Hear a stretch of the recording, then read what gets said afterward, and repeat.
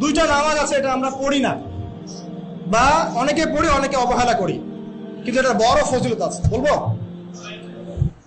বেলাল রাদিয়াল্লাহু আনহু নাম শুনেছেন? যখনই নবী সাল্লাল্লাহু আলাইহি ওয়াসাল্লাম জান্নাতে যেতেন, মানে জান্নাত আল্লাহ পাক তাকে দেখাতেন, তখনই তিনি তার বেলাল রাদিয়াল্লাহু আনহুর পায়ের শব্দ শুনতে পারতেন। বেলাল রাদিয়াল্লাহু আনহুর পায়ের শব্দ তিনি শুনতে পারতেন। আর একজন যোগ্য নেতা যিনি, তিনি তার অনুসারীর পায়ের শব্দও চিনেন। কথা বুঝতে পারছেন? আচ্ছা, গলার ভয়েসও চিনেন।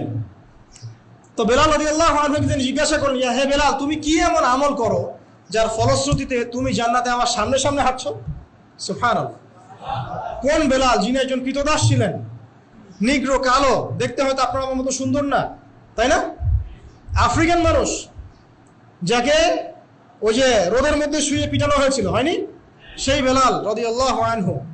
সুবহানাল্লাহ। তখন তিনি বলছেন, ইয়া রাসূলুল্লাহ, আমি তো এমন কোন আমল করি না, আপনারা যা করেন তাই করি, তবে যখনই আমার অজু ছুটে যায়, অজু ভেঙে যায়, আমি তখনই অজু করি, আর সেই অজু দিয়ে আমি 2 রাকাত নামাজ পড়ি। এই নামাজটাকে কি বলে? তাহিয়াতুল ওযু। এই তাহিয়াতুল ওযুটা আমরা আদায় করার চেষ্টা করবো, আল্লাহ পাক তৌফিক দান করুন। আরেকটা আছে তাহিয়াতুল মসজিদ। দেখবেন অনেকেই মসজিদে আসি আমরা ধাপ করে বসে পড়ি, তাই না? আসলে কিন্তু মসজিদে এসে 2 রাকাত নামাজ পড়ে বসা সুন্নাত। মসজিদে একটা হক আছে, মসজিদে আসলেন, 2 রাকাত নামাজ পড়লেন, সংক্ষিপ্ত আকারে পড়লেন, পড়ে বসবেন, এটা করা উচিত। আল্লাহ পাক তৌফিক এনায়েত করুন, আমিন।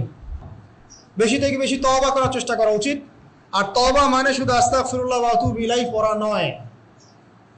তওবার 2টো ভাগ আছে। কবিরা গুনার জন্য একরকম তওবা, আর সগীরা গুনাহ এমনি এমনি মাফ হয়ে যায়। সগীরা গুনার জন্য একটা সগীরা গুনাহ হয়েছে, আপনি একটা ভালো কাজ করলেন, আগের গুনাহ মাফ। একটা গুনাহ হয়েছে, আপনি ওযু করলেন, চোখের হাতের সব গুনাহ মাফ। একটা গুনাহ হয়েছে, আপনি সদকা করলেন, গুনাহ মাফ। মানে গুনাহ মাফের অনেক সুযোগ আছে, কিন্তু কবিরা গুনাহ মাফের শর্ত আছে। শর্ত কি? 1 নাম্বার, পাক্কা নিয়াত করা যে আর কোনোদিন এই কাজটা করবো না ইনশাআল্লাহ। 2 নাম্বার, ইচ্ছা করে ওই পাপে আর লিপ্ত না হওয়া। এবং 3 নাম্বার, নিজে এই পাপের জন্য কান্নাকাটি করা, অনুতপ্ত থাকা, তাহলে ইনশাআল্লাহ মাফ হয়ে যাবে। আরেকটা শর্ত আছে, যদি পাপটা অন্য কারোর সাথে সম্পৃক্ত হয়, যেমন ধরেন কারো টাকা মেরে দিয়েছেন, টাকা শোধ করেন নাই, যেটা আমাদের সমাজে ট্রেডিশন হয়ে গেছে এখন। জমি মেরে দিয়েছেন, শোধ করছেন না, মান সম্মানের হানি করছেন, মিথ্যা অপবাদ দিচ্ছেন, হ্যাঁ, এক কথায় মানুষের সাথে সম্পৃক্ত হক, মানুষের ক্ষতি করেছেন আপনি, তখন কি করতে হবে? তখন ওই মানুষের কাছে গিয়ে ক্ষমা নিতে হবে। খুব ডিফিকাল্ট, এবং এটার জন্য একটা বড় মনের দরকার আছে, মনের স্বচ্ছতার দরকার আছে। ভাই, আমি তোমার টাকা ধার নিয়েছিলাম, দেই নাই, এই নাও টাকা, শোধ করে দিলাম। ভাই, আমি তোমাকে ভালো মন্দ বলেছিলাম, তোমার গীবত করেছি, আল্লাহ তোমাকে মাফ করে দেয়, তুমি আমাকে মাফ করে দাও।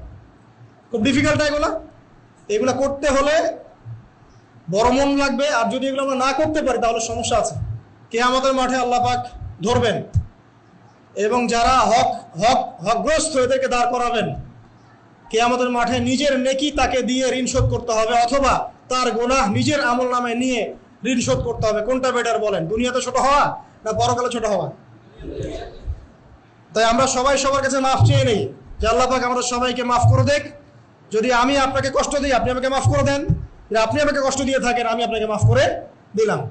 এই বিষয়ে চলে আসেন, আল্লাহ পাক তৌফিক দান করুন, আমিন। আর একটা তওবা করুন, আস্তাগফিরুল্লাহাল্লাযী লা ইলাহা ইল্লা হুয়াল হাইয়ুল কাইয়্যুম ওয়া আতুবু ইলাইহি। দিনে 70 বার বা 100 বার, দিনে 70 বার বা 100 বার। যদি না পারেন, অ্যাটলিস্ট এতটুকু বলবেন, আস্তাগফিরুল্লাহ ওয়া আতুবু ইলাইহি, আস্তাগফিরুল্লাহ ওয়া আতুবু ইলাইহি, 70 বার বা 100 বার।